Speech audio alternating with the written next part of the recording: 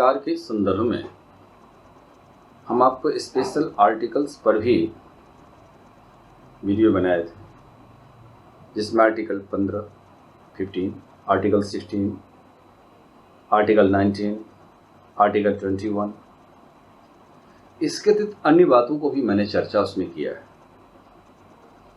अब हमें एक ऐसा लगता है कि मौलिक अधिकार के पूरी प्रकार का एक बार हम लोग एक सामान्य जानकारी ले लें, उसके बाद जब हमें यह लगेगा कि इसकी और भी कहाँ तक व्याख्या होनी चाहिए तो फिर हम उस पर वीडियो जारी करेंगे। और फिर आप लोग भी अपने कमेंट बॉक्स में जब कमेंट करेंगे कि इससे संदर्भित ये वीडियो होना चाहिए तो हम इस पर भी जारी करेंगे।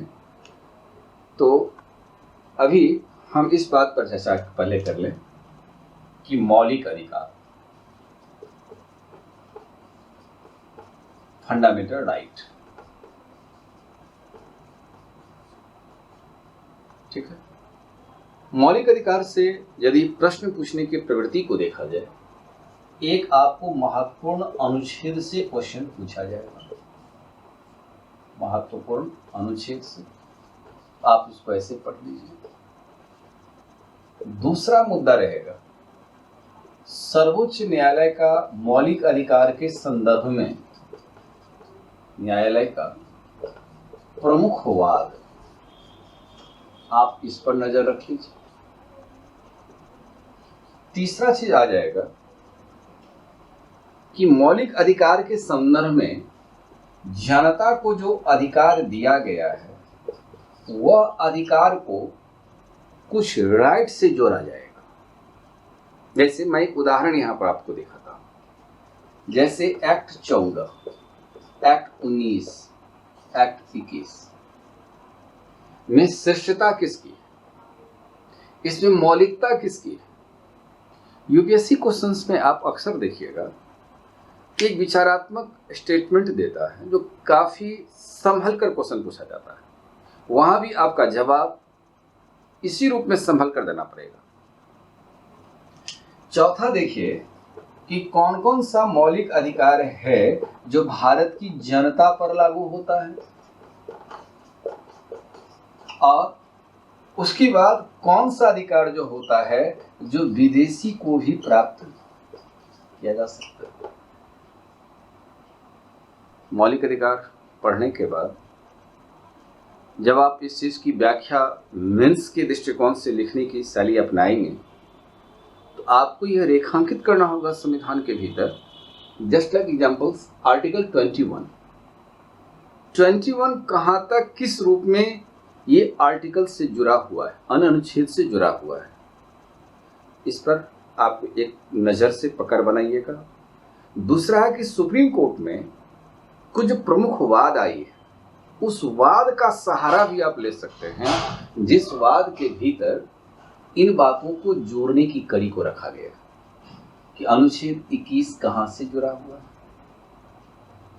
और किन किन अनुच्छेद को जोड़ता है। जैसे 48 को 21 से जुड़ा हुआ है, कारण वन पर्यावरण की संरक्षण संवर्धन राज्य सरकार करती है, साथ ही आम जनता भी पर्यावरणीय संरक्षण के रूप में अधिकारों का प्रयोग करता रहे ताकि जीवन बना रहेगा। जन जीवन हरियाली मानव जीवन का सबसे महत्वपूर्ण पहलू बन गया, ये हमारे जीवन का एक आधार है। इससे आप संवैधानिक मुद्दा से किसी जो की व्याख्या करें, सोचते रहें। ऐसा नहीं कि अधिकार, मौलिक अधिकार कितने हैं, पढ़ लिए काम खत्म हो गई।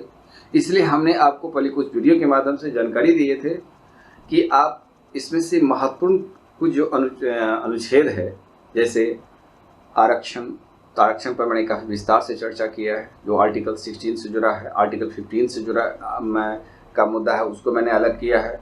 21 जीवन के अधिकार को मैंने एक अलग से, जीवन क्या है, मैं इस पर एक अलग से वीडियो ही जारी किया। फिर आर्टिकल 21 एक छोटा सा वीडियो के मैंने जारी किया। तो ये सब चीज़ आपको ईमानदारी से पढ़ना होगा। लेकिन अब आप इस पर चलिए, इन पहलू के स्वरूप पर चर्चा करें।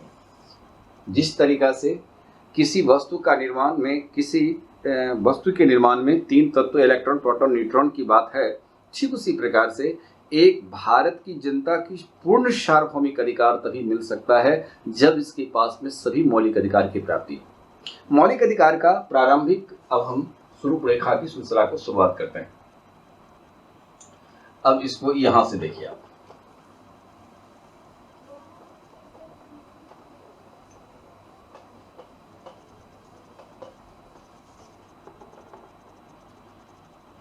बारह सौ 15 में इंग्लैंड में रनीमेड नामक स्थान पर इसे मैग्ना कार्टा के रूप में इसका इस्तेमाल किया गया। मैग्ना कार्टा, मौलिक अधिकार का प्रारंभिक नाम मैग्ना कार्टा। 1215 में जब सामंत पादरियों को एक अधिकार के लिए सम्मेलन बुलाया गया तो राजा ने सभी अधिकार सभी जनता को दे दिया।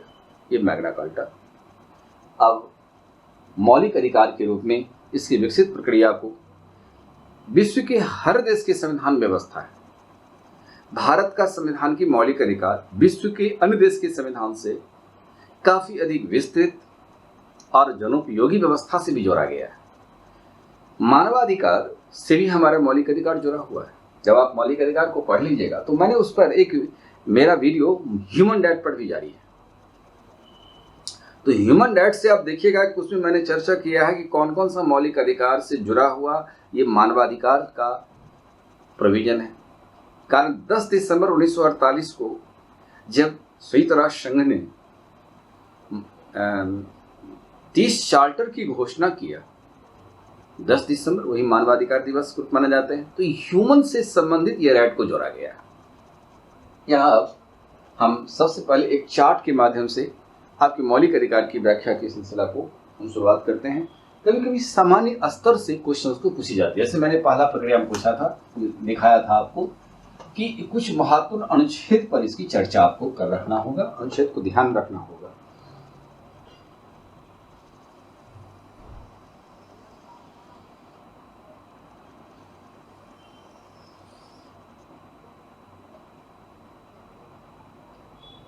समझिएगा, फंडामेंटल राइट भाग 3 अनुच्छेद 12 से 35 तक है। मूल संविधान में 7 मौलिक अधिकार था, एक अधिकार हट गया, वर्तमान में अधिकार हो गया हमारा 6। अब आप देखेंगे कि मौलिक अधिकार के प्रकार में जाने से पहले हमें 2 आर्टिकल्स को सीधे सीधे पहले हम लोग पढ़ लेते हैं, फिर इसके बाद हम इसकी विस्तार से फिर बाद में चर्चा कर लेंगे। पहला चीज हमें एक्ट 12 के बारे में पढ़ लेना होगा और 13 के बारे में, क्योंकि 12 से 13 के बाद प्रकार मौलिक अधिकार की शुरुआत होती है, जो समता के अधिकार से शुरुआत होता है। तो 12 में कहता है कि संपूर्ण मौलिक अधिकार भारतीय राज्य क्षेत्र पर लागू होगा, भारतीय राज्य क्षेत्र में लागू होगा।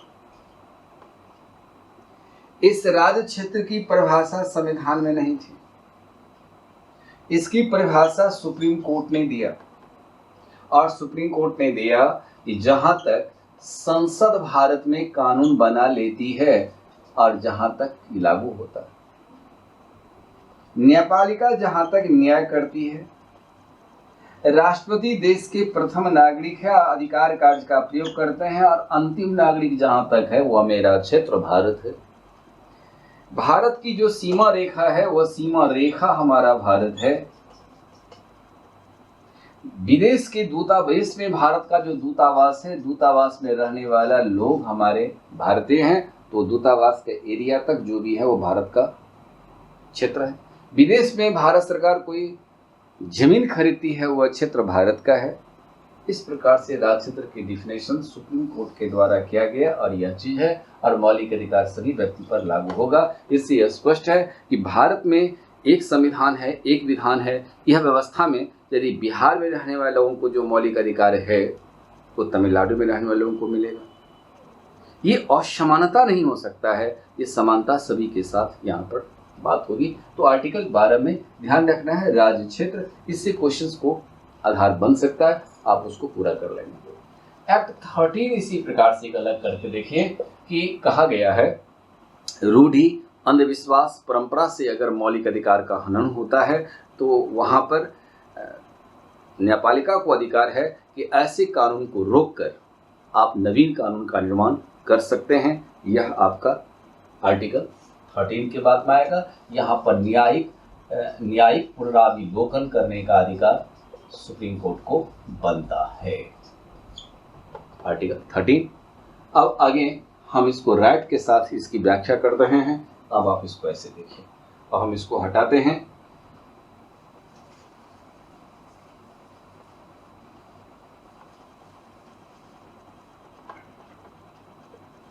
समता का अधिकार।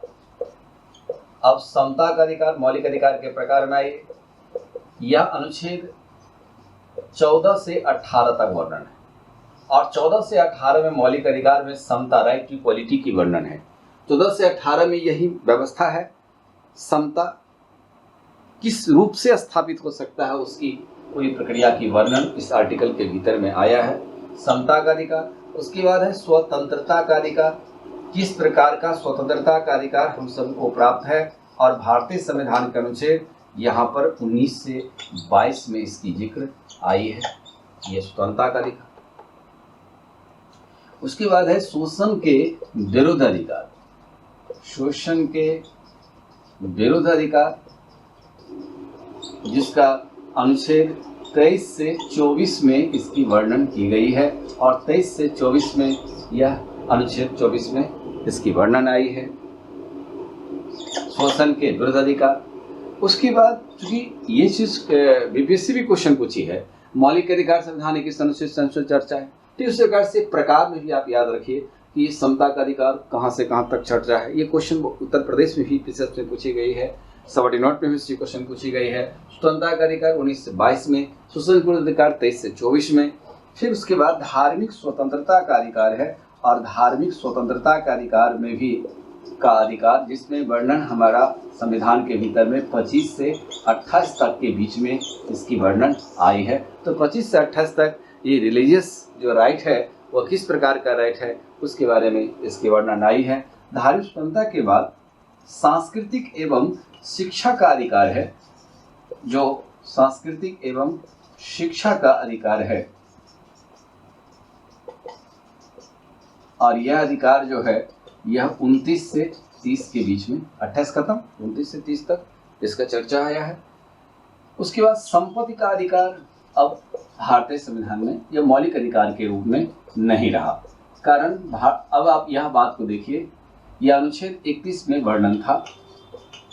44वां संविधान संशोधन विधेयक 1978 के द्वारा मोरारजी देसाई की सरकार ने संपत्ति के अधिकार को मौलिक अधिकार से निकालकर कानूनी अधिकार के रूप में अब इसको रख दिया और कानूनी अधिकार के रूप में आर्टिकल 300A में अब इसको रखा गया है। और एक आता है संवैधानिक उपचार का अधिकार, और संवैधानिक उपचार का अधिकार जो है यह अनुच्छेद 32 से 35 में इसका जिक्र किया गया है। और इसी अनुच्छेद के संदर्भ में डॉक्टर भीमराव अंबेडकर ने कहा था कि यह संविधान की आत्मा है, ये मौलिक अधिकार की प्राप्ति है। अब हम इसको बारीकी रूप से हम समता के अधिकार को आगे से शुरुआत करते हैं और संवैधानिक उपचार तक पहुंचने का प्रयास करते हैं। इसको अब इस रूप में देखिए, इसको हटा दें, एक बार हम फिर वर्णन चर्चा कर लें। समता का अधिकार 14 से 18, स्वतंत्रता का अधिकार 19 से 22, शोषण के विरुद्ध अधिकार 23 से 24, धार्मिक स्वतंत्रता का अधिकार 25 से 28 और सांस्कृतिक शिक्षा का अधिकार 29 से 30 और संपत्ति का अधिकार अनुच्छेद 31 और संवैधानिक उपचार का अधिकार 32 से 35 तक इसकी चर्चा की गई है। अब संवैधानिक उपचार के अधिकार के संदर्भ में भी डॉक्टर अंबेडकर ने कहा था अनुच्छेद 32 को कि यह संविधान की आत्मा है, ओनली फॉर अंबेडकर कंसेप्ट, जबकि संविधान की आत्मा प्रस्तावना कहलाती है। तो अंबेडकर साहब ने कहा था कि उपचार के रूप में अधिकार है। अब मैं इसको पूरी बात को हटाता हूं और अब आप इसको इत्मीनान से आप इस चीज को आप समझते चलिए।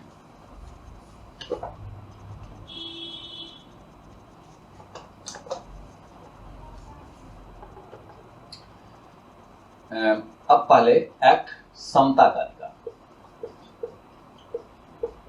समता का अधिकार में आप देखिए होते 14 से 18 तक ये अनुच्छेद में यह वर्णन है। 14 में दो बात को देखिए आप। 14 में सबसे पहले कानून के समक्ष क्षमता और कानून का समान संरक्षण, ये दो शब्द की चर्चा यहाँ पर आया। क्षमता जहां इक्वलिटी, कानून की नजरों में सभी समान हैं, और संरक्षण जहां समान नहीं है वहां उसे प्रोटेक्शन दिया जाएगा, उसे संरक्षण दिया जाता है। जैसे कोई गिरा हुआ आदमी को ही उठाया जाता है, जो समाज की मूलधारा से नीचे गिर गया है उसको उठा देना, उसको सहारा देना। चूंकि यह भारत की यह एक ममतानी व्यवस्था, यह कानून है। कानून एक नेत्र है उसका, कानून एक व्यवस्था है जो हमारे देश में लागू है, और इसी कानून के जरिए समता की धारा देखना है। अर्थात इसको ऐसे भी समझा जा सकता है कि आपके पास एक आंख समता का है और दूसरा आंख आपका संरक्षण का है। ये संरक्षण, आप एक आंख दबा करके देखिए कि कहाँ सब कुछ समान नहीं है, उसको आप पूरा करिए, जो आवश्यकता उसकी है उसे पूरा किया जाए, ये संरक्षण हो गया। यही समता और संरक्षण, जब ये दोनों जुड़ जाएगा तो संरक्षण का उद्देश्य ही समता की प्राप्ति करना है। इसलिए लॉ एंड ऑर्डर यही मेंटेन होता है जहां समता और संरक्षण आपस में मिलती है। तो समता शब्द जो है वो ब्रिटेन के संविधान से लिया गया है, और संरक्षण शब्द जो है यह अमेरिका के संविधान से लिया गया है। ये दो देशों से यह कानून की व्यवस्था लाया गया है। जब आप कंपीट करते हैं तो आपको इसी चीज को आपको लाना होता है लॉ एंड ऑर्डर मेंटेन करने के संदर्भ में। अब पूरी संविधान के भीतर यह देखना है कि जहां संरक्षण नहीं है वहां कैसे संरक्षण दिया जाए, तो आरक्षण भी संरक्षण है, इसलिए संरक्षण दी जाती है ताकि समता की मूलधारा में सब कोई आ सके। तो आर्टिकल 14, बस इतना बात को ध्यान में रखिए। आर्टिकल 15 कहता है, एक्ट 15 कहता है कि धर्म, पहला बात है सार्वजनिक स्थान में, पहला बात उसको शॉर्ट में ऐसा समझो। हाँ, इस पर एक लंबा सा वीडियो जारी किए हैं आपको, जिसको आप उसको देख लीजिएगा एक्ट 15 के बारे में। सार्वजनिक स्थान में धर्म, जाति, मूलवंश, लिंग, जन्मस्थान, लिंग, इनमें से किसी भी आधार पर कोई भेदभाव नहीं होगा। यानी इसमें से कोई योग्यता का निर्धारण तय नहीं होगा सार्वजनिक स्थान में जाने का। सार्वजनिक स्थान में इसमें कोई योग्यता का आधार नहीं बनेगी, कोई भेदभाव नहीं बनेगा। लेकिन महिला और बच्चों को संरक्षण दिया जाएगा। लेकिन एक बात है कि अब सार्वजनिक स्थान कहते किसको हैं, पहले इसको भी अब थोड़ा समझा जाए। जैसे नदी, होटल, क्लब, वाचनालय, पार्क, ये सब सार्वजनिक स्थान में जाते हैं। फिल्म हॉल सार्वजनिक स्थान में जाते हैं। इस सार्वजनिक स्थान में कोई भेदभाव नहीं है, लेकिन वहां पर महिला और बच्चों को, वहां संख्या बराबर नहीं है तो वहां संरक्षण देने की प्रावधान है, वहां संरक्षण दिया जाएगा। आर्टिकल 15, इस बात के लिए आप वीडियो को उल्टा कर देख लीजिए। एक एक वीडियो को आप क्रमिक रूप से आप पढ़ते चले जाएंगे तो आपकी भारतीय संविधान पर पूरी पकड़ भी बन जाएगी। अब हम आगे इसको बढ़ाते हैं आर्टिकल 16 पर। आर्टिकल 16 कहता है, एक्ट 16 कहता है, लोक नियोजन में समान व्यवहार किया जाता है। समान व्यवहार होगी, लोक नियोजन में समान व्यवहार किया जाता है। लेकिन जिस वर्ग या जाति का प्रतिनिधित्व राज्य सेवा में कम है, उसे क्या किया जाएगा, आरक्षण दिया जाता है। इसको आरक्षण दिया जाए जो पिछड़ा है। अब काका कालेलकर, इस पर भी हमने एक लंबा वीडियो बना के दिया है, लेकिन अब इसकी मूल बात को यहाँ समझ लीजिए। जो पिछड़ा है, पिछड़ापन का आधार जो संविधान में दिया गया है, एक है सामाजिक पिछड़ापन और दूसरा है शैक्षिक पिछड़ापन। और मोदी सरकार ने अब इसे 2018 में जो 1 जनवरी 2019 जो लागू हुआ है, वो आर्थिक आधार का भी पिछड़ापन बन गया।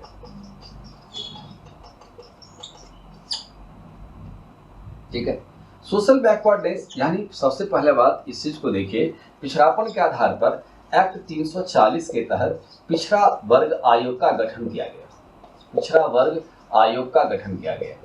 और पहला आयोग जो है काका कालेलकर के नेतृत्व में गठन किया गया था, लेकिन यह आयोग ढंग से रिपोर्ट नहीं दे पाया। तो दूसरा जो है बीपी मंडल के नेतृत्व में यह गठन किया गया, और यह मोरारजी देसाई की सरकार ने इसमें गठन किया था। बीपी मंडल के रिपोर्ट के आधार पर ही 3473 जाति की पहचान की गई और ओबीसी को आरक्षण देने की बात कही गई, जो आज मंडल कमीशन केंद्र में लागू है। लेकिन ध्यान रखिएगा, मंडल कमीशन किसी भी राज्य की सरकार ने लागू नहीं किया। राज्य अपनी आबादी के आधार पर जो पिछड़ा है उसको आरक्षण दे रखी है, लेकिन मंडल कमीशन सिर्फ और सिर्फ केंद्र सरकार ने रखा है। अब थोड़ा सा चर्चा यहाँ करना है। समाजी पिछड़ापन में वह पिछड़ापन माना जाएगा जिस समाज में रहने वाले लोगों का महिला, जिस जाति की महिला अधिकांशतः अपनी जीविका को अर्निंग करने हेतु तो खेत खलिहान में काम करने जाती है, नौकरी करने के लिए नहीं। नौकरी करने के तो पढ़ लिख कर वो संपन्न हो रही है, लेकिन यदि वो खेत खलिहान में काम करने जा रही है तो पिछड़ा है, उस जाति के लोगों को पिछड़ा कहा गया। यदि घर में पैसे की कमी के कारण थोड़ा जल संकट को छोड़ दिया जाए, जो संविधान इसमें जो आधारित बनाया गया, पहचान जो दिया गया था कि उसे घर में पैसे नहीं हैं जिससे वो दूर से पीने का पानी ला रहा है, चापाकल व्यवस्था नहीं उसके पास, दूर से पानी पीने के ला रहा है, पिछड़ा पर उसको मान लिया गया। यदि उसका घर 20% भी आदमी का सही ढंग से घर ढंग का नहीं है, वह फूस का बना है, मिट्टी का बना है, उसे पिछड़ा मान लिया जाएगा। समाजी संस्कारों में पिछड़ा है तो उसे समाजी पिछड़ा मान लिया जाएगा। शैक्षिक पिछड़ापन में दिया गया कि यदि किसी भी 25% किसी जाति का यदि पढ़ा लिखा व्यक्ति में हायर सेकेंडरी 25% भी नहीं, मैट्रिक पास 25% लोग नहीं है, वह पिछड़ा है। तो इस प्रकार से इसे शैक्षिक पिछड़ापन माना गया। आर्थिक पिछड़ापन में दिया गया, इसमें मोदी सरकार के जिम्मे में दिया गया कि सवर्ण जो आर्थिक रूप से पिछड़े हैं उसे 10% आरक्षण देने की बात यहाँ पर कही गई। इस आधार पर सवर्णों को 10% आरक्षण मोदी सरकार द्वारा दी गई। तो आरक्षण के बारे में मैंने काफी विस्तार चर्चा किया कि आरक्षण जब कोई सरकार ने लागू किया है, प्रायः उस सरकार की नैया लगाने का काम हुआ है। राजनीतिक नजरिए से आरक्षण को काफी नजर से देखा गया है। तो चलिए आगे, लोक नियोजन में समान व्यवहार किया जाएगा, लेकिन जो वर्ग या जाति का प्रतिनिधित्व राज्यसभा में कम है उसे आरक्षण दिया जाएगा। अब है कि जो समाज की मूल धारा में आ चुके हैं उसे आरक्षण से बाहर कर दिया जाए। तो इस संदर्भ में क्रीमी लेयर की बात की गई सुप्रीम कोर्ट के द्वारा और रामनंदन कमेटी की गठन की गई। और रामनंदन कमेटी जब गठन होता है तो रामनंदन कमेटी ने ही कहा कि क्रीमी लेयर का सिद्धांत तय किया गया। यदि किसी व्यक्ति का पहले 1 लाख था, अब तो वर्तमान में मोदी सरकार के रीजन में 8 लाख हो गया। 8 लाख रुपया वार्षिक आमदनी यदि किसी का है तो समाज की मूलधारा में वो आ गए हैं। क्लास 1 अधिकारी हैं, बच्चे को आरक्षण नहीं। वाइफ हस्बैंड दोनों अधिकारी हैं, क्लास 2 हैं, बच्चे को आरक्षण नहीं। Member of parliament, member of assembly, members, केंद्र राज्य मंत्री, president, vice president, Lok Sabha speaker, attorney general, complaint auditor general के पद पर आप यदि कार्यरत हैं तो आपके बच्चों को आरक्षण नहीं मिलेगा। सुप्रीम कोर्ट जस्टिस, किसी भी गवर्नर और इंटरनेशनल ऑर्गेनाइजेशन में 5 वर्ष तक लगातार योगदान देने वाले व्यक्ति को आरक्षण के दायरे से बाहर रखा गया। इस प्रकार से आरक्षण की बात कही। अब आगे आर्टिकल 17 कहता है लोक नियोजन में समान व्यवहार किया जाएगा। ये तो 16 हो गया। अब 17 कहता है कि अनटचेबिलिटी की समाप्ति कर दी गई। एक्ट 17 अनटचेबिलिटी, जिसमें कहता है अस्पृश्यता की समाप्ति कर दी गई है। आपके और हमारे जहन में यह बात नहीं होना चाहिए कि छुआछूत की भावना से अस्पृश्य की भावना नहीं रख सकते हैं। इससे उस व्यक्ति की प्रतिष्ठा गौरव में भी कमी आती है, इसलिए कोई भी व्यक्ति छुआछूत की बात को यह संरक्षण नहीं दे सकता है। अनटचेबिलिटी की समाप्ति कर दी गई है। सरकार ने 1955 में इस पर कानून बनाया कि यदि अस्पृश्य आचरण करने वाले व्यक्ति होते हैं उन्हें 6 महीने कैद की सजा या 500 रुपये आर्थिक जुर्माना दिया जाएगा। अब यह राशि दोबारा मामला आ जाने पर अब उसे 2000 रुपये आर्थिक जुर्माना और उसे 2 वर्ष तक की कैद की सजा भी दिया जा सकता है। ये महात्मा गांधी की विचारधारा का यह प्रभाव फंडामेंटल एक्ट में रखा गया। किसी व्यक्ति के बीच में कोई भेदभाव नहीं होना चाहिए। एक्ट 18 कहता है आपकी उपाधि की समाप्ति कर दी गई है, यानी ब्रिटिश सरकार द्वारा जो उपाधि दी जाती थी ये उपाधि की समाप्ति कर दी गई है। इसमें है कि जैसे सर, कैसर हिंद, राय बहादुर खान, ये सब उपाधि ब्रिटिश सरकार द्वारा दी जाती थी। ये सारी उपाधि को अब खत्म कर दिया गया है। अब भारत सरकार, मोरारजी की सरकार सत्तारूढ़ हुआ था तो उन्होंने भारत रत्न, पद्म भूषण, पद्मश्री जैसी उपाधि को भी खत्म कर दिया। कहा कि ये तो समता का अधिकार को उल्लंघन कर रहा है। लेकिन जब 14 जनवरी 1980 की इंदिरा गांधी सत्ता में लौटती हैं तो उन्होंने फिर से भारत रत्न, पद्म भूषण, पद्मश्री जैसी उपाधि देना को शुरुआत कर दिया। हालांकि संविधान कहता है ब्रिटिश सरकार द्वारा दी जाने वाली उपाधि समाप्त कर दिया गया है, लेकिन रक्षा और शिक्षा के क्षेत्र में उपाधि देने की परंपरा रहनी चाहिए। ये उपाधि देने की बात को रखी गई है संविधान में। रक्षा, जो देश की सरहद पर अपने प्राणों की आहुति देने वाले जो हमारे देश के शौरवीर हैं, उनकी जो रक्षा हमारी सरहद की कर रहे हैं, उनका प्राण की आहुति देने वाले व्यक्ति को सम्मान देना चाहिए। परमवीर चक्र, वीर चक्र, शौर्य चक्र, कीर्ति चक्र इस सम्मान से सम्मानित किए जाते हैं। शिक्षा के क्षेत्र में जो अपने आप को अलग जगाने का काम करते हैं, उसी निश्चित रूप से यह उपाधि देनी चाहिए। शेष क्षेत्र में उसे रोकने की बात कही गई। कारण ये सवाल है क्यों? कारण जब आपको ब्रिटिश सरकार उपाधि देती थी तो यदि मान लिया कि एक पर्सन को दिया गया और उसके पुत्र भी आया दूसरा जनरेशन में, तो ये अपने टाइटल उस उपाधि को लगा लेते थे। जैसे राय बहादुर, राय, खान, खानदान चलती जा रही थी। यहाँ पर धर्म और संस्कृति को एक साथ वो अपने हिसाब से डील करने लगा था। एक तीर से दो निशाना लगाने वाली ये सरकार, ब्रिटिश सरकार ने यह काम कर रही थी। इसलिए जब आज़ाद देश हुआ तो मौलिक अधिकार में उपाधि देने की परंपरा को खत्म कर दिया गया और सरकार जो उपाधि देती थी उसकी नजरिया फूट डालो और शासन गौरव की नीति की थी। इसमें यह था कि जब बड़े लोगों को सम्मान दी जाती थी तो छोटे लोग उसके नीचे आते थे, वो लोग आंदोलन नहीं कर सकते थे। ब्रिटिश सरकार ने आंदोलन को समाप्त करने के लिए इस प्रकार का बात का उपाय रचता था। यह उपाधि देने की बात समाप्त कर दी गई। समता का अधिकार 14 से 18 में अब हमने बात को पूरा किया। अब हम चलते हैं आर्टिकल 19, स्वतंत्रता का अधिकार। अब चलिए स्वतंत्रता का अधिकार में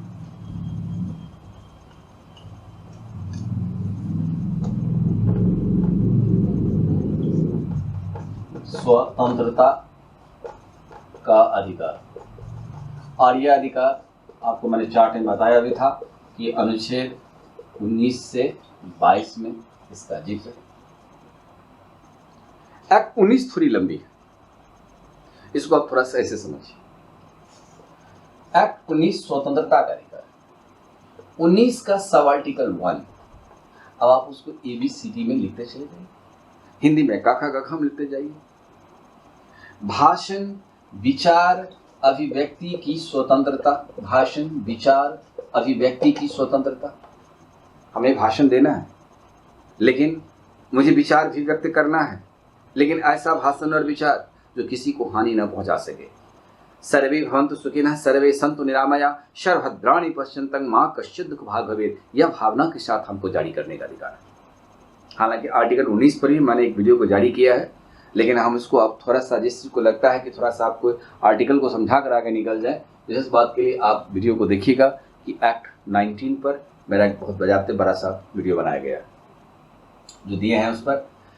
इसमें प्रेस की स्वतंत्रता का जिक्र नहीं है, लेकिन जनता के भाषण और विचार का अधिकार होने की वजह से प्रेस की आजादी दे दी गई है। यह भी क्वेश्चन पूछा गया लिखित में से कौन सा अधिकार स्वतंत्रता के दायरे में नहीं आता, तो प्रेस को दायरे में नहीं आता है। प्रेस पर सरकार सेंसर लगा सकती है यदि हमारे भाषण विचार को चलने का काम करता है। हालांकि प्रेस चौथा खंबा है, इसलिए इसके चौथे खंबे के रूप में इसके अधिकार को दिया गया, लेकिन सेंसर लगाने का अधिकार सरकार को दिया गया है। अब 19(1) का बाद अब 2 में देखिए, भाषण, विचार, अभिव्यक्ति के बाद आपको निशस्त्र होकर सभा करिए। आप असेंबली का आयोजन कर सकते हैं और निशस्त्र होकर आप सभा कर सकते हैं, लेकिन बिना लैस का। यदि कोई भी आर्म्स आपके पास रहना चाहिए, जैसे कोई आदमी जख्मी हो जाए वो बिना किसी लैस का आप सभा कर सकते हैं। अब 3 कहता है संघ संगठन बनाने का अधिकार। आपको संघ संगठन बनाने का अधिकार है, लेकिन यह संघ संगठन ऐसा होना चाहिए जो समाज को जोड़े, राष्ट्र को जोड़े। ऐसा संघ और संगठन बनाने का अधिकार हम आपको है, और लेकिन देश को तोड़ने, समाज को तोड़ने वाले संगठन बनाने का अधिकार नहीं है। आतंकवाद और नक्सली संगठन बनाने का अधिकार नहीं है। ये देश को तोड़ने की साजिश होगी, इसलिए ऐसा संगठन नहीं बना सकते हैं। और 4 के भीतर कहता है कि भारत के किसी भी भाग में आने और जाने की स्वतंत्रता है। मस्ती में आप आइए और जाइए, ये अधिकार हमें है। 5 कहता है भारत के किसी भाग में बसने की स्वतंत्रता, आप किसी भाग में आप आसानी से बस सकते हैं। लेकिन 6 जो है फिलहाल अभी नहीं है, क्योंकि यहाँ पर संपत्ति अर्जन और व्यय के आर्टिकल 20 जिसमें कहा गया है प्रचलित कानून का उल्लंघन करने पर किसी भी व्यक्ति को दंडित किया जा सकता है, अर्थात दोहरी दंड निषेध है। एक कानून के जुर्म में यदि जो भी सजा आया, इस सजा को फिर दोबारा इसी को रिवर्स नहीं किया जा सकता है। एक बार आपने अपराध किया, एक सजा हुआ, आपने परिणाम भुगत लिया, मामला क्लियर। लेकिन अब इसी प्रकार का दूसरा फिर आप कार्रवाई कीजिएगा, अपराध कीजिएगा, तो दूसरी मामला होगी। लेकिन एक कानून के जुर्म में सिर्फ एक बार ही किसी व्यक्ति को दंडित किया जाएगा, दोबारा दंडित नहीं की जाती।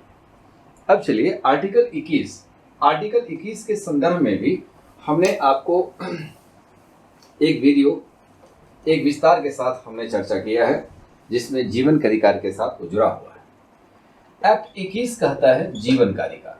इसमें कहा गया प्राण एवं दैहिक स्वतंत्रता।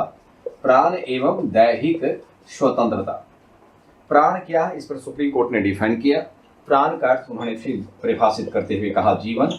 फिर जीवन क्या है, इस जीवन में दिया कि स्वच्छ वायु, स्वच्छ जल, स्वच्छ भोजन जो व्यक्ति ग्रहण करता है। फिर अब इसमें स्वच्छ शिक्षा भी आ गया। यह अधिकार को काफी विस्तार के साथ सुप्रीम कोर्ट ने इसको विस्तार किया है। इसमें निजता का, इसमें जीवन प्राण के साथ जीवन के रूप में इसमें परिभाषित किया गया। शिक्षा का अधिकार को अटल बिहारी वाजपेयी की सरकार ने 86वां संविधान संशोधन 2002 के तहत जोड़ा है, तब से शिक्षा अधिकार आ गई। और शिक्षा के अधिकार के बाद अब निजता का अधिकार को भी जीवन के अधिकार के साथ ही दिया गया है। निजता का मतलब यह है, निजता का अधिकार आपने देखा होगा, ये काफी चर्चित उस समय की सुप्रीम कोर्ट की जजमेंट थी कि यदि हम अपने जीवन के बारे में जो यदि महत्वपूर्ण कोई निर्णय लेते हैं, ये मेरा निजी मामला है। एक रूम के अंदर यदि शांतिपूर्ण ढंग से यदि कोई आदमी काम करता है, वह निजता है, निजता का अधिकार में उस व्यक्ति का अधिकार माना जाएगा। यदि कोई व्यक्ति शादी विवाह के बारे में निर्णय ले रहा है तो उसका निजी मामला है। संतान उत्पत्ति के बारे में निर्णय ले रहा है तो निजी मामला है। लेकिन यदि कोई बच्चा यदि स्कूल जाने से इनकार कर रहा है और पिता उसको ले जाना चाह रहा है, तो बच्चे का वो निजता अधिकार नहीं होगा। वयस्क व्यक्ति इस संदर्भ में अपना खुद डिसीजन ले सकता है, ये जीवन का अधिकार। आधार को भी अब जीवन के साथ जोड़ दिया गया है। अब आधार है कि आधार आप 36 योजना में सरकार भी लिंक को जोड़ा है। शेष किसी भी अन्य व्यवस्थाओं से आधार आपको जोड़ना अनिवार्यता उतना नहीं है। लेकिन सुप्रीम कोर्ट ने एक ऐतिहासिक जजमेंट 2018 में बताया था कि सितंबर 2018 में कि यदि कोई इनकम टैक्स पेई है तो आपको पैन कार्ड को अपने आधार के साथ जोड़ना पड़ेगा, ये अनिवार्य है, अन्यथा पैन कार्ड को रद्द कर दिया जाएगा। इसलिए आधार से उसको जोड़ने की बात कही गई। स्वीडन, जर्मनी, अमेरिका जैसी देश है जहां व्यक्ति के बिना इजाजत से कोई सूचना नहीं लिया सकता है, तो सबसे अधिक जर्मनी में सबसे हार्ड कानून बनाई गई है। तो आधार ये हमारा निजी मामला है, इस संदर्भ में किसी को जानने का अधिकार नहीं है। ये जीवन के अधिकार के साथ ये मामला मानी जाती है। सुख मृत्यु के संदर्भ में भी अधिकार दिया गया है कि यदि लाइलाज बीमारी किसी को हो जाता है, पति के सुनिसिया हो जाता है, तो यहाँ पर सुप्रीम कोर्ट ने इसको वैलिड माना है। वह एक शपथ पत्र क्लासरूम मजिस्ट्रेट से लेकर डीएम को सूचना देगा। डीएम से एक चिकित्सीय 3 सदस्य चिकित्सीय अधिकारी पदाधिकारी के नेतृत्व में डॉक्टर्स की टीम आएंगे और 20 वर्ष का अनुभवी डॉक्टर यह कहता है कि अब इससे बचने की कोई उम्मीद नहीं है, तो व्यक्ति के शरीर में जितने भी जीवन रक्षक उपकरण लगाए गए हैं वो एक ही उपकरण को हटा सकता है। हटाने के बाद वो चैन से मर सकता है। ये अधिकार जीवन के साथ इसमें जुड़ गया है। पर्यावरण संरक्षण ये जीवन से जुड़ा हुआ मामला है। समाज के किसी व्यक्ति को भी प्रभावित नहीं किया जा सकता है, इसलिए यह सब चीज मामला जीवन के अधिकार के साथ ही जुड़ा हुआ है। अब चलते हैं, इस पर हमने विशेष रूप से वीडियो जारी ही किया, आप उसको देख लीजिएगा। और जो कि एग्जाम से रिलेटेड मैटर्स है, अभी हम उसी पर चर्चा कर रहे हैं। अब आगे देखिए 22 आर्टिकल 22 में कहता है निवारक निरोध अधिनियम एक्ट 22। निवारक निरोध अधिनियम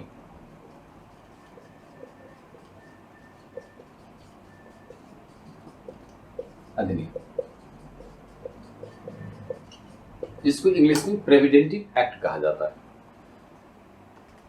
अब इसमें कुछ बात यहाँ पर समझना भी अनिवार्य है, क्योंकि कभी पुलिस निरंकुश होने लगे तो हमें इस अधिकार को जानने का हक बनता है, वह हम पुलिस से भी डिफेंस कर सकते हैं। कैसे? यहाँ देखिए, यदि पुलिस किसी व्यक्ति को गिरफ्तार करती है तो तुरंत उसे गिरफ्तारी का कारण बताना होगा, और यदि वो गिरफ्तारी का कारण नहीं बताता है तो जमानत मिलने के बाद भी वो व्यक्ति गिरफ्तारी के कारण को जान सकता है। पुलिस यदि किसी व्यक्ति को गिरफ्तार करती है तो उसे 24 घंटे के भीतर में निकटतम मजिस्ट्रेट कोर्ट में हाजिर करना होगा। यदि वो हाजिर नहीं करेगा, पुलिस नहीं करेगी, तो निश्चित रूप से सुप्रीम कोर्ट के जजमेंट के आधार पर बाइज्जत रिहा होने का अधिकारी है। इसलिए पुलिस 24 घंटे के भीतर निकटतम मजिस्ट्रेट कोर्ट में हाजिर करती है। लेकिन एक बात को ध्यान रखें, लाने आने में जो समय लगता है ये 24 घंटे में शामिल नहीं होता है। जैसे मान लिया कि उत्तर प्रदेश में कोई आदमी काम कर रहा है, अपराध किया, भागकर चेन्नई चला गया, तो उसको लाने में समय लगेगा। लाने आने में जो समय लग रहा है 24 घंटे में शामिल नहीं होगा। उसके बाद पुलिस से गिरफ्तारी के कारण को वह सिद्ध करेगी, उस हिसाब से उसको जजमेंट दे जाते हैं, न्यायाधीश उसे दंड देते हैं। अब है इसी कानून को हार बनाने के लिए मीसा कानून बनाया गया, MISC, जो 1971 में इंदिरा गांधी की सरकार ने बनाई थी। फिर 1979 में इस कानून को समाप्त कर दिया गया, देसाई सरकार ने समाप्त कर दिया। एक दूसरा इसी कानून को हार बनाने के लिए टाडा कानून बनाया गया, जो 1985 से 95 तक ये टाडा कानून लागू रहा, काफी हार्ड कानून था। इसी से जुड़ा हुआ तीसरा कानून था जो पोटा कानून था, और पोटा कानून अटल बिहारी वाजपेयी की सरकार ने 2002 में लाया, और 2004 में मनमोहन सिंह की सरकार ने इसे रद्द कर दिया। ये 2004 में मनमोहन सिंह की सरकार ने इसे रद्द कर दिया। अब इस प्रकार से आतंकवाद को रोकने के लिए कोई कानून फिलहाल अभी यहाँ नहीं है, लेकिन समय समय पर सरकार ने अपने व्यवस्था से जुड़ा हुआ राष्ट्र का कानून भी बनाई। 1980 में लाई थी राष्ट्रीय सुरक्षा कानून, अस्मा लाई। इस पर संबंधित सरकार अपने आप पर देश और समाज हित से जुड़ा हुआ ये कानून को बनाने का अधिकार रखती है। अब आर्टिकल चलते हैं शोषण के विरुद्ध अधिकार। याद देखिए,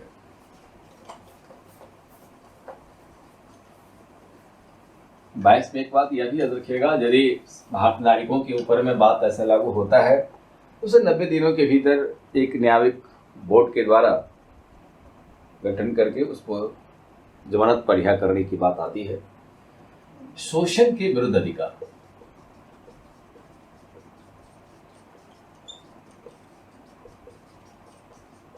और यह अधिकार अनुच्छेद 23-24 में। अब एक बात ध्यान रखिएगा, 23 महिला से रिलेटेड और 24 बच्चों से रिलेटेड। अब देखिए आर्टिकल 23, मानव का क्रय विक्रय, बलात्श्रम, बेगार, देह व्यापार कोई किसी से नहीं करा सकता है। वेश्यावृत्ति को भी रोकने के लिए सरकार ने ऑपरेशन उजाला जैसे कार्यक्रम को लागू किया। तो मानव कोई वस्तु नहीं है जिसको आप बेच सकते हैं। दहेज का लेन देन का मामला ही मौलिक अधिकार के उल्लंघन का मामला इसमें आता है। तो मानव का क्रय विक्रय नहीं हो सकता है। बलात्श्रम प्रेशर से कोई किसी से काम नहीं करवा सकता है। 14 वर्ष तक के बच्चों को किसी भी खतरनाक कार्य या कारखाने में नहीं लगा सकते। कोई भी खतरनाक कार्य और कारखाने में आप नहीं लगा सकते जिससे बच्चे की जान जाने का खतरा रहेगा। ऐसा काम बच्चे से नहीं करवा सकते। जैसे यदि किसी बच्चे पर ज़्यादा से ज़्यादा भार वजन आप डाल देते हैं, ये काम नहीं करवा सकते। कुछ कारखाने में रेखांकित सरकार ने किया है, इस कारखाने में बच्चे को किसी सूरत में किसी रूप में लगाया नहीं जा सकता है। जैसे गलीचा उद्योग बच्चे को नहीं लगा सकते। पत्थर तराशना, हीरा उद्योग, पटाखा उद्योग, इन सब उद्योग में बच्चे को लगाया नहीं जा सकता। यदि बच्चे को लगाया जाएगा तो निश्चित रूप से बच्चा समय से पहले दुनिया को छोड़ सकता है और वो अस्वस्थ जीवन को जीने के लिए मजबूर हो जाएगा। बाल श्रम निषेध है, इसलिए बच्चों से बाल श्रम नहीं करवाया जा सकता। अब चलिए धार्मिक स्वतंत्रता का अधिकार। धार्मिक स्वतंत्रता का अधिकार इस अधिकार के रूप में अनुच्छेद 25 से 28 तक की अनुच्छेद का जिक्र किया गया है। 25 में कहा गया है कि धार्मिक सुव्यवस्था, नैतिकता, धार्मिक सुव्यवस्था, नैतिकता तथा स्वास्थ्य के प्रति अंतःकरण की स्वतंत्रता प्रदान किया गया है। धर्म को सुंदर ढंग से मैनेज करना सही व्यक्ति का अधिकार है। नैतिकता, ये मोरालिटी को ध्यान में रखते हुए कार्य करना है। किसी की प्रतिष्ठा पर, किसी भी धर्म के मानने वाले लोगों को कोई हमला नहीं हो, कोई हानि नहीं हो उसका, यह बात सभी नागरिकों को सोचना है, क्योंकि भारत एक सेक्युलर कंट्री। अंतःकरण, आत्मा से सोच कर देखो क्या यह गलत है या क्या यह सही। अंतःकरण की स्वतंत्रता हमें दिया गया है, इसलिए सिख कम्युनिटी के लोगों को अधिकार आर्टिकल 25 के तहत ही प्राप्त है कि आप किसी भी सार्वजनिक स्थानों पर आप कृपान को धारण कर सकते हैं। कारण सिख के 10वें गुरु गोविंद सिंह का कहना था कि इस कृपान से कोई किसी की हत्या नहीं कर सकता है, और यदि कृपान से हत्या हुई तो तुमने सिख धर्म को त्याग दिया। अंतःकरण की आजादी है। एक्ट 26 कहता है धार्मिक समुदाय तथा उससे संबंधित विशेषाधिकार सभी नागरिकों को समान रूप से प्रदान किए गए हैं, उस मुल्क पर सभी का अधिकार होगा। 27 कहता है किसी भी धर्म को पोषित करने का अधिकार है। जैसे किसी भी ट्रस्ट से कोई धार्मिक संस्था चल रहा है तो वहां दान देना चाहिए।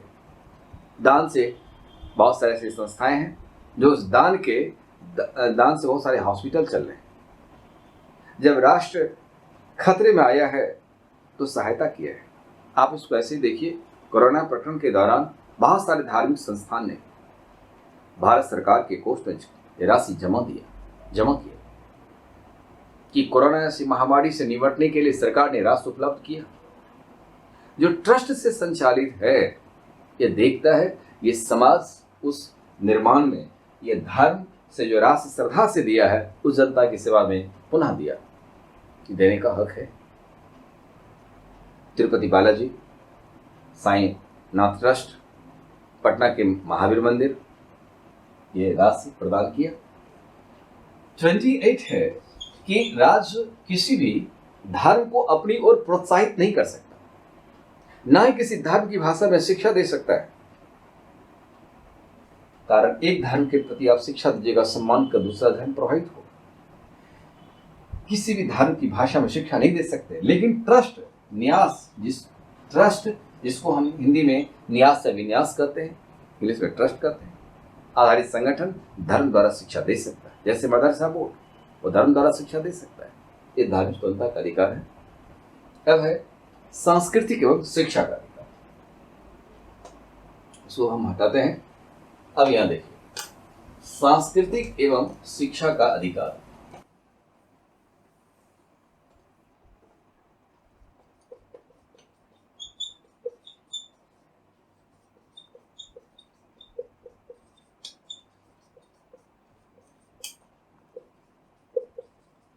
एवं शिक्षा का अधिकार जो कि अनुच्छेद 29 से 30 तक जिक्र है। ऐसा समझिए, 29, कोई भी अल्पसंख्यक वर्ग अपनी भाषा, लिपि, संस्कृति का निर्माण कर सकता है, और जो निर्माण करेगा उसे अन्य भारत की भाषा, लिपि और संस्कृति के साथ भेदभाव नहीं की जाएगी। निर्माण करने का अधिकार है 29(1), भाषा, लिपि, संस्कृति बनाने का अधिकार है। दूसरा कहता है इससे अन्य भारत की भाषा, लिपि, संस्कृति से भेदभाव नहीं होगी। 30(1) कहता है कि उस भाषा, लिपि और संस्कृति की विकास करने के लिए, 30 का सब आर्टिकल नंबर 1 कहता है कि उस धर्म, भाषा, लिपि, संस्कृति की विकास करने के लिए शिक्षण संस्थान स्थापित करने का अधिकार है। आप शिक्षण संस्थान यहाँ स्थापित कर सकते हो। और 2 के तहत, 30 का सब आर्टिकल 2 के तहत कहता है कि राज्य जिस तरीका से अन्य शिक्षण संस्थान को अनुदान प्रदान करती है, इन शिक्षण संस्थान को भी अनुदान प्रदान करेगी ताकि उसका विकास हो सके। अब चलिए, एक्ट संपत्ति का अधिकार, जो अभी हमारे पास मौलिक अधिकार के रूप में नहीं, और यह अधिकार 31 में अनुच्छेद 31 में यह वर्णन था। मोरारजी देसाई की सरकार ने 44th अमेंडमेंट 1978 के द्वारा इसे संपत्ति के अधिकार से हटाकर यानी मौलिक अधिकार से संपत्ति का अधिकार को हटा करके कानूनी अधिकार के रूप में एक्ट 300A में रखा है,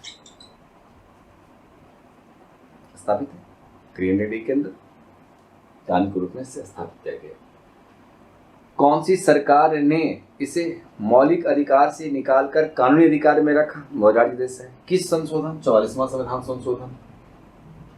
और अब यह संपत्ति का अधिकार किस प्रकार का अधिकार है? कानूनी अधिकार। अब वर्तमान में कहाँ पर यह वर्णित है? अनुच्छेद 300A। यह क्वेश्चन अक्सर बहुत सारे ज्ञानों में पूछा भी गया है। अब चलते हैं संवैधानिक उपचार का अधिकार। और संवैधानिक उपचार के अधिकार में अब हमें आगे चर्चा इस रूप में करना है। यहाँ पर आर्टिकल हमें 32 के बारे में देखें। यह क्वेश्चन निश्चित रूप से आता है। पहली बात है कि संवैधानिक उपचार का अधिकार,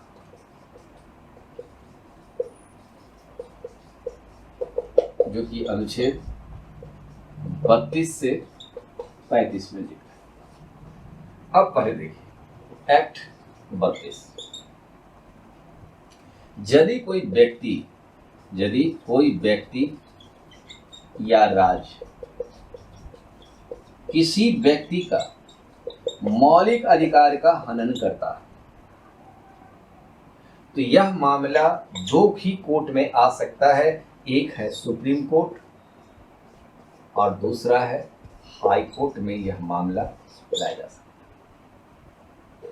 फिर से बात समझिए, यदि कोई व्यक्ति या राज्य किसी व्यक्ति का मौलिक अधिकार का हनन करता है तो ऐसी स्थिति में यह मामला दो कोर्ट, हाई कोर्ट और सुप्रीम कोर्ट में लाया जा सकता है।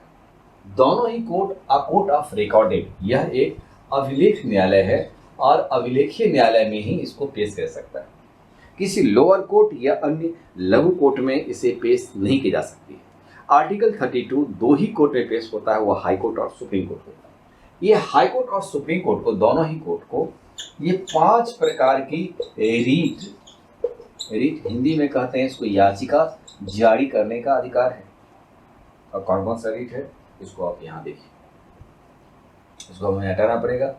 दो ही कोर्ट जारी करेगी। एक्ट 32 के तहत 5 प्रकार की रीट जारी करने का अधिकार हाई कोर्ट सुप्रीम कोर्ट को अधिकार है। इसी अधिकार के संदर्भ में एक्ट 32 के संदर्भ में संविधान सभा में डॉक्टर भीमराव अंबेडकर ने कहा था कि यह संविधान की आत्मा है। अब देखिए, पहला है हेबियस कॉर्पस, जिसको हिंदी में बंदी प्रत्यक्षीकरण कहते हैं। हेबियस कॉर्पस,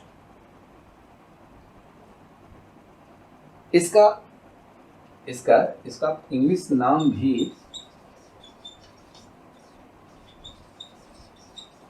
कॉर्पस, इंग्लिश नाम भी हिंदी मीडियम वाले को भी कहना चाहेंगे कि आप इस सभी 5 जो रीट है इससे आप इंग्लिश में भी टर्म को याद रखेंगे।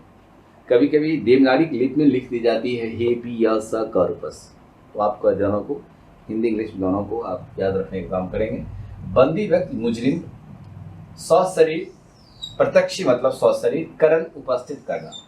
बंदी व्यक्ति को सशरीर न्यायालय के समक्ष उपस्थित करना होता है कि बंदी क्यों बनाया गया, बंदी बनाए जाने के कारण को जाना जाएगा।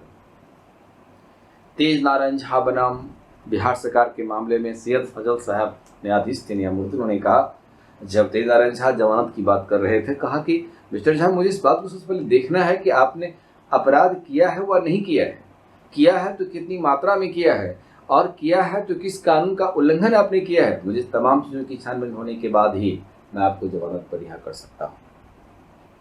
इसलिए सशरीर न्यायालय के सामने उपस्थित करना होगा। जो व्यक्ति ने गुनाह किया है उसे छोड़ा नहीं जाएगा, उसे पकड़कर अदालत में लाया जाएगा। ये पुलिस का काम है। दूसरा काम है बंदी प्रत्यक्षीकरण, परमादेश, जिसको कहते हैं मैंडुमस, यानी हम आदेश देते हैं, वी कमांड, हम आदेश देते हैं, यह आदेश न्यायालय की सुप्रीम आदेश होती है। यह, इसमें एक बात ध्यान रखिएगा, यह इस पर कार्यपालिका अधिकारी पर भी लागू होता है, लेकिन यहाँ अपवाद में 2 आएंगे।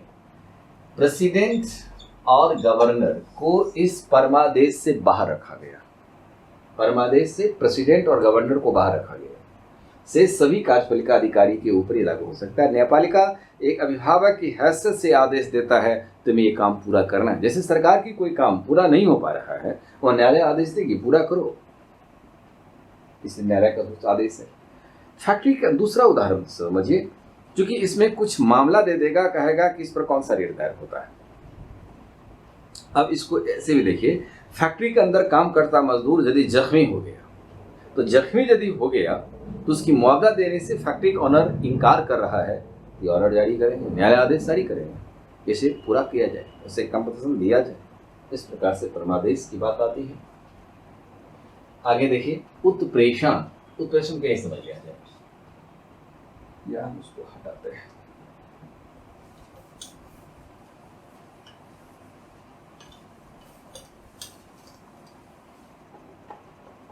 तीसरा डेट आ गया उत्प्रेषण, जिसको इंग्लिश में सिरिट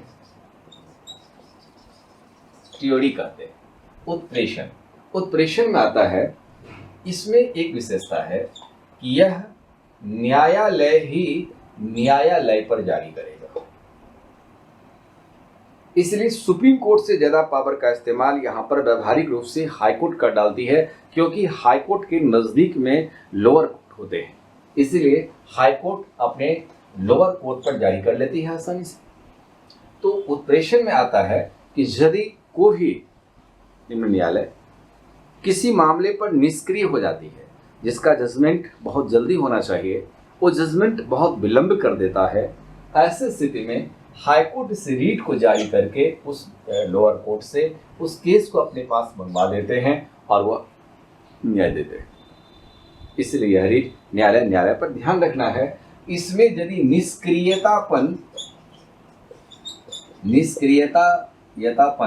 यदि आ जाए तो ऐसी स्थिति में ही यह मामला दायर होता है। 4 है प्रतिषेध, जिसको इंग्लिश में प्रोहिबिटेशन कहते हैं।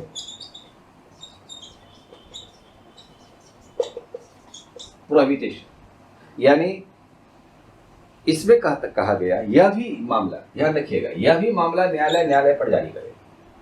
व्यवहारिक रूप से सुप्रीम कोर्ट से ज्यादा पावर हाईकोर्ट इस्तेमाल कर लेती है, तो कारण हाईकोर्ट के नजदीक में डिस्ट्रिक्ट कोर्ट होती है।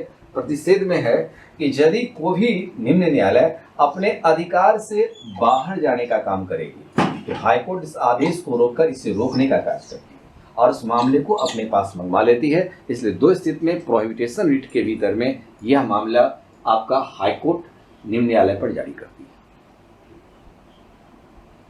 प्रतिषेध के बाद 5वां रीट है अधिकार परीक्षा।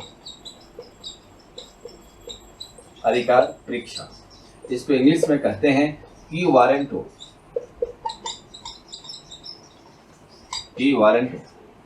अधिकार परीक्षा, यदि कोई व्यक्ति अपने अधिकार से अधिक अधिकार का प्रयोग कर लेता है तो ऐसी स्थिति में यह रीट दायर की जाती है और उसे रोका जाता है। यह काम की वारंटो अधिकार के रूप में इस्तेमाल होगा। ये 5 प्रकार की रीट है। ये जिस तरीका से चिकित्सक किसी भी पेशेंट को इलाज करता है, ठीक उसी प्रकार से न्यायालय भी उस कानून के तह में जाकर के दोषी को निश्चित रूप से सजा सुनाती है, सजा देने का कार्य करती है। इसलिए यह अधिकार बहुत ही व्यापक और सार्वभौमिक अधिकार के रूप में है। इसलिए मौलिक अधिकार के संदर्भ में संविधान सभा में डॉक्टर भीमराव अम्बेडकर ने कहा था यह संविधान की आत्मा है। फिर हम इन सारे रीटों को और भी बेहतर ढंग से व्याख्या कर देंगे, लेकिन पहला बात थोड़ा सी बात को आप समझ लीजिएगा। हेबियस कॉर्पस में कोई व्यक्ति पर लागू हो सकता है। यदि कोई व्यक्ति अपने अधिकार से अधिक अधिकार का इस्तेमाल करता है तो ये दायर होगा। उसके बाद उत्प्रेषण और प्रतिषेध रीट न्यायालय पर आएगा। ये अपने अधिकार की सीमा की बाहर जाने लगेगा तो लागू किया जाएगा। उत्प्रेषण में निष्क्रियता आ जाएगी तो लागू किया जाएगा। अधिकार परीक्षा में यदि कोई अधिकार का प्रयोग अधिक मात्रा में करता है, जो दिए गए अधिकार है उस अधिकार से अधिक आप प्रयोग नहीं कर सकते हैं, अधिकार परीक्षा रीट होती है। लेकिन इस रीट में सबसे पहला बात देखिए, परमादेश रीट जो है वो कार्यपालिका अधिकारी पर भी लागू होता है, जिसमें राष्ट्रपति और राज्यपाल को छोड़कर। लेकिन सारे रीट में एक पोस्टमार्टम रीट जो कहा जाता है, यूपीएससी ने क्वेश्चन पूछा था, वह की वारंटो है। कोई भी आदमी, हम हैं, आप हैं, या ये पूरी जो भी सिस्टम है, अपने अधिकार से अधिक अधिकार का इस्तेमाल कोई नहीं कर सकता है। एक निश्चित अधिकार का ही पालन करना होता है। इसी को मर्यादा का आदेश राम कहा गया है। ये हमारा मौलिक अधिकार है, जिस मौलिक अधिकार के ऊपर में भगवान राम दरबार का ये पिक्चर है, दरबार है जो नंदलाल बोस ने ज्यामितीय आकार में बनाया है। इसलिए अपने अधिकार को जाने और दूसरे को भी अधिकार इतना मिलना चाहिए जिससे कोई भी व्यक्ति किसी का शोषित नहीं हो सके, कोई किसी गुलामी की बात नहीं कर सके, और डेमोक्रेसी को वास्तविक धरातल पर लाने के लिए फंडामेंटल राइट का सत्ता बहुत ही अनिवार्य है। जिस तरीका से अब्राहम लिंकन ने हालांकि परिभाषा वलियान साहब की है, लेकिन 1865 में लिंकन साहब ने इस परिभाषा को दिया जनता को संबोधन के करने के क्रम में, तो पूरी दुनिया की लफ्ज में यह बात आ गई, democracy the government of the people by the people for the people. ये सही है, ये लोकतंत्र के केंद्र में हमारी जनता होती है, जनता के लिए, जनता के द्वारा और जनता की शासन होती है। ये तभी आगे सफल हो सकता है जब हम मौलिक अधिकार का इस्तेमाल अधिक रूप से कर सकते हैं। यह सबसे अधिक गर्व की बात है कि मौलिक अधिकार ऐसा अधिकार है जो हिंदुस्तान में सबसे बड़ा अधिकार के रूप में देखा जाता है। आज हम यहीं तक रखना चाहेंगे, फिर हम आगे दूसरे वीडियो के साथ फिर से पेश आएंगे, जहाँ नया नया चीज़ों पर हम चर्चा करेंगे। धन्यवाद।